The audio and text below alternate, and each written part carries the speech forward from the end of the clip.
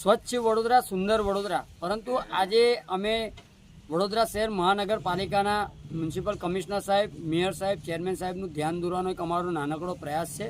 Ward number 7માં આવેલ જે બહુચરાજી સ્મશાન પાસે આજે તમે જોશો કે લોકો કચરો ફેંકી જાય છે, પરંતુ જે કચરો ઉપાડવામાં પણ આવે છે ત્યારે ખાસ કરીને વડોદરા મહાનગરપાલિકાના વોર્ડ નંબર 7ના અધિકારીઓ અને કર્મચારીઓના સૂચનથી કેટલાક કોન્ટ્રાક્ટરના જે પણ જવાબદાર વ્યક્તિઓ છે તે ટ્રેક્ટરથી સાથે સાથે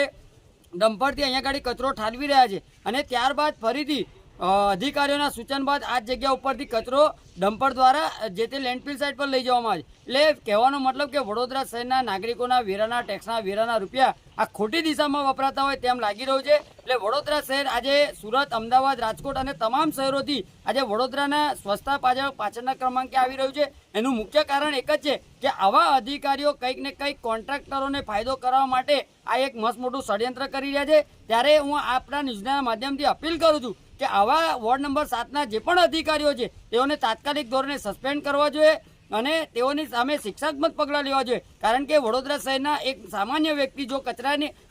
લારીની આજુબાજુની અંદર થોડી ગંદકી કરતા હોય ત્યારે 500 થી 1000 રૂપિયાનો દંડ ફટકારવામાં આવતો હોય છે અને દંડની પાવતી આપવામાં આવતી હોય છે। ત્યારે વડોદરા શહેરના મેયર, કમિશનર, ચેરમેનશ્રીને હાથ જોડીને એક અમારી અપીલ છે કે વડોદરા શહેરમાં એક દાખલો બેસે અને એક ઉત્તમ ઉદાહરણ સાબિત થાય, કારણ કે આ રીતનું કૃત્ય બીજી વાર ન કરે તે માટે વહેલામાં વહેલી તકે આવા તમામ અધિકારીઓ સામે શિક્ષાત્મક પગલાં લેવા જોઈએ અને તાત્કાલિક ધોરણે સસ્પેન્ડ કરવા જોઈએ તેવી અમારી માંગ છે।